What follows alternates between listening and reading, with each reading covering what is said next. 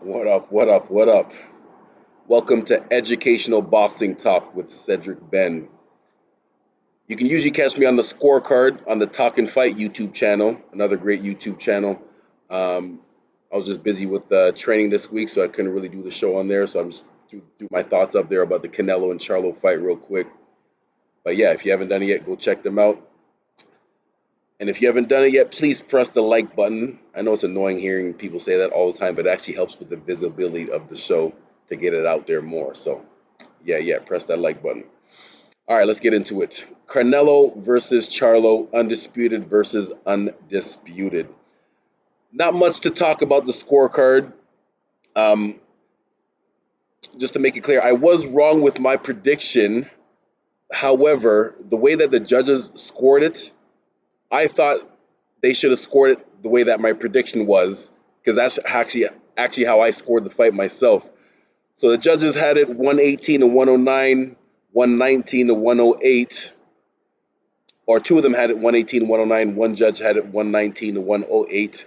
I had it 116 to 111. Would have been 116 to 112, but because of the knockdown, made it 116 111. I thought there was 4 rounds that I gave to Charlo. The first round, I thought the sixth round was a clear round. Everyone said the thing was one side. I thought the sixth round was a clear round for Charlo.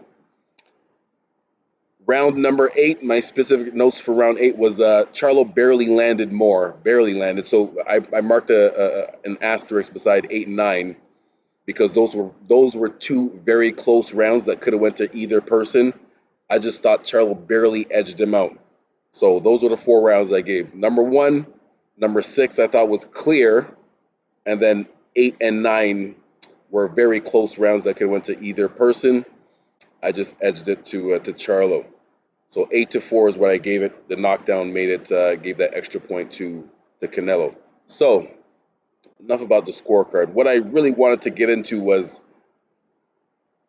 I don't really, Charlo was getting a lot of disrespect through the boxing world about his performance, and he did admit himself that he could have threw more. It wasn't his defense; it was the return fire that was the problem.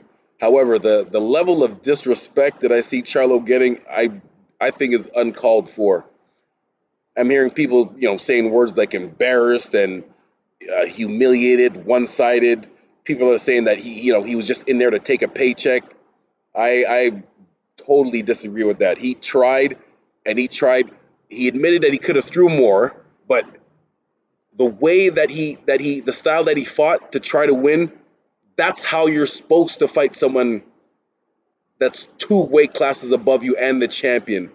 Let me rewind a little bit. Let us We got to take a look exactly what Charlo was trying to accomplish in that fight. Let's look at history and who was able to accomplish what Charlo was trying to do. Now, of course, people have moved up in weight classes all the time. Now, the way that people usually do it, when you move up, you dominate your weight class. Even when you dominate your own weight class, when you move up, you usually have a couple of matches with some lower level competition just to get yourself used to the bigger weight first. Maybe have 2 or 3 fights at that lower level against lower level competition, and then you fight the champion. That's how it normally works with 99% of people, all the greats, most of the greats. There's only two people in boxing history, or as long as they've been keeping track of these stats, that were able to jump up multiple weight classes, not just one, jump up multiple weight classes with no tune up and fight the champion right off the bat.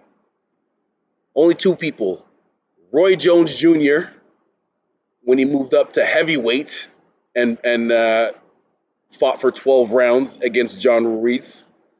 And the other person was Sugar Ray Leonard when he had a 12-round match when he came back and fought Marvin Hagler.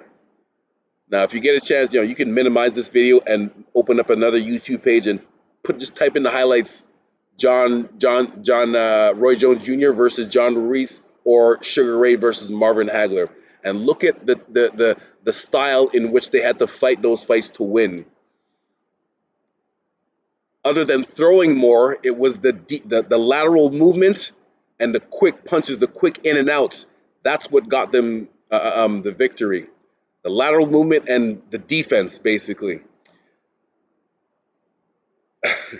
Specifically, the lateral movement, the side to side, and making sharper turns. The adjustment that Charlo should have made was making sharper turns to get back to the center of the ring, to try to use more fakes, and then to move from there. When you just go from rope to rope, it makes it more obvious that the person is it makes it easier for your opponent to cut you off.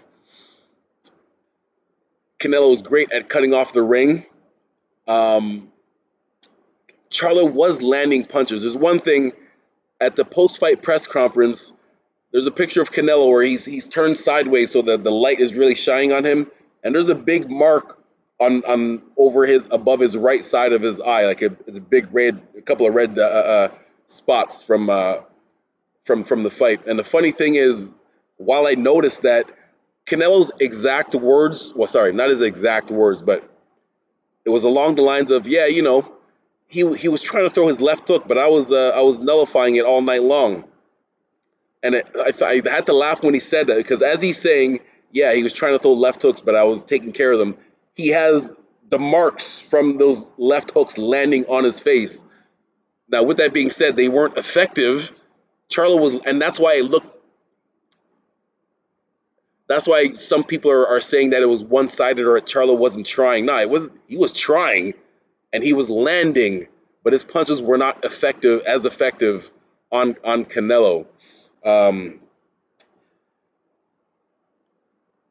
Charlo's not no. Charlo does have power, and he does have power late, but at the same time, he just didn't. His skill level wasn't there to execute those things. I just said it before. The only two boxers. Now let's take a look at those two boxers, Roy Jones Jr. and Sugar Ray Leonard. Those two guys, they're not just two guys that are in the Hall of Fame. Those two are regarded as two of the greatest to ever do it.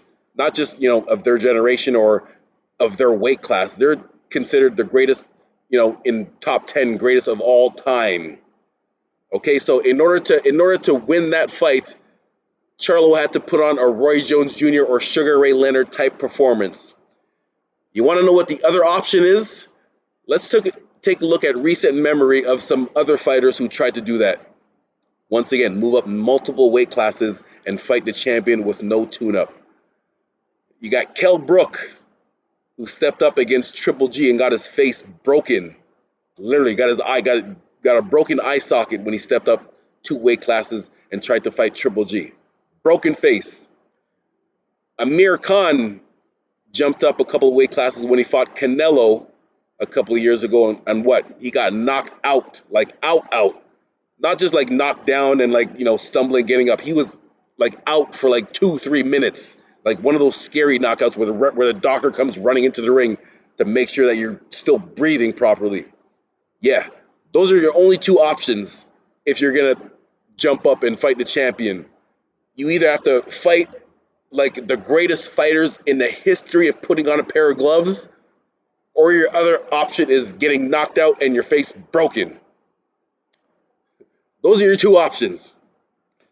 The reason why I emphasize that, because I just want people to realize how hard it is to do what Charlo was trying to do. Now I can understand, and I was talking about the disrespect that I've been seeing. I kind of expect it from casual fans that don't really, as the great Roger Mayweather said, most people don't know shit about boxing. So I kind of expect that kind of talk from regular people, but it kind of surprised me from when I was hearing like actual boxers talk like that, talking about how Charlo didn't even look like he tried. And shout out to you boxers that DM'd me. I got love for you guys, but you gotta. I want the boxers to realize something. Just think for yourself, okay? Whether you're amateur or pro. And shout out to Team Canada over in Colombia right now, getting ready for the Pan Am Games. Just think about this for yourself.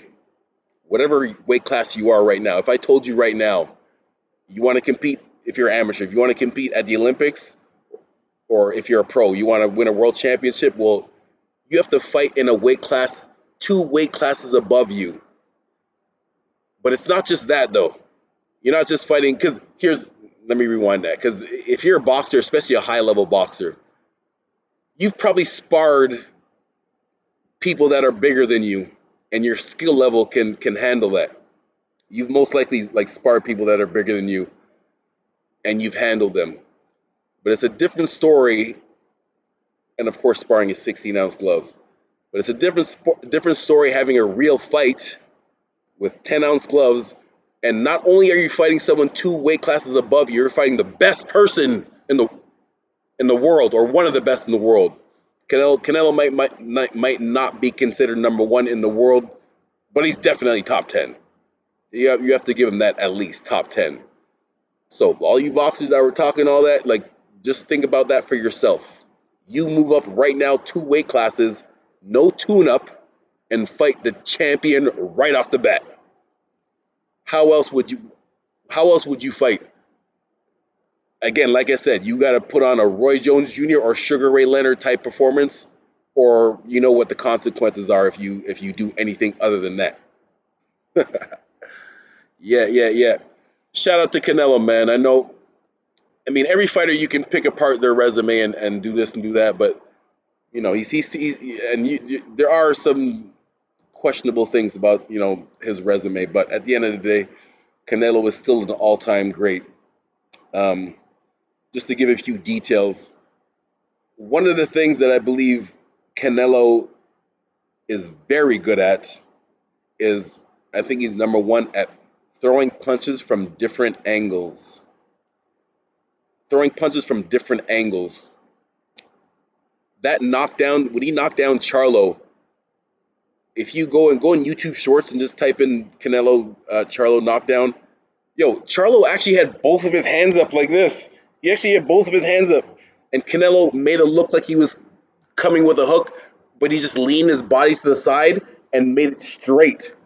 So it just came. So even though Charlo had his hands up, Canelo made it look like he was throwing a hook, but because he leaned his body towards the left and threw that right hand, it came right down the middle. Charlo had his hands up, boom, and still got caught and dropped. Canelo was very good at that. And as far as counter punching, Canelo was probably top three, top two in as far as counter punches and the devastation that they cause when he counter punches you. Like when Canelo, that's what makes people hesitate, man, because it's not that.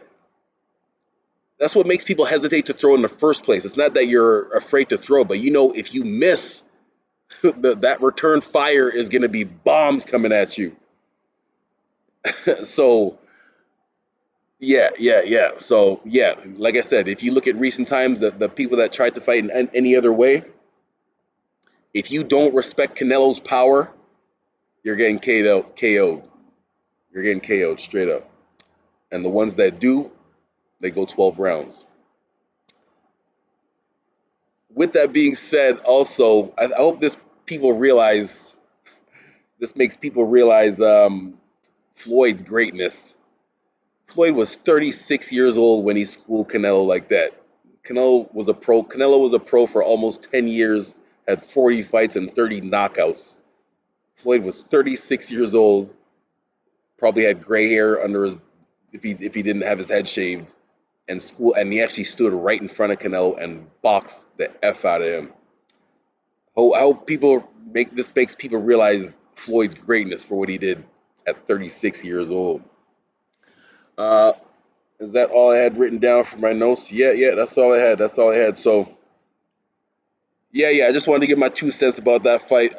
Much respect to both fighters. I'm sure Canelo, well, starting with Charlo's going to go down back to 154, where he's obviously stronger and going to be in more competitive fights.